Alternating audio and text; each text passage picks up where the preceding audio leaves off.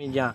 Positive implication, on the other hand, are the favorable or beneficial outcome that result from a particular situation.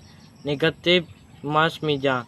Individual implication refers to the consequence for effect that an action, decision, or event has on a person. Society. Mass media. Society has a whole range of implication, both positive and negative.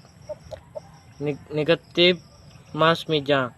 Negative societal implication can arise from various factors such as discrimination, inequality, environmental degradation, and social interests.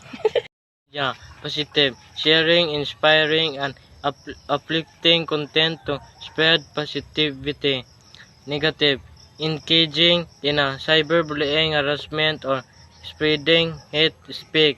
Society positive. Content with family and friends. Negative. Cyberbullying and online harassment impacting individuals.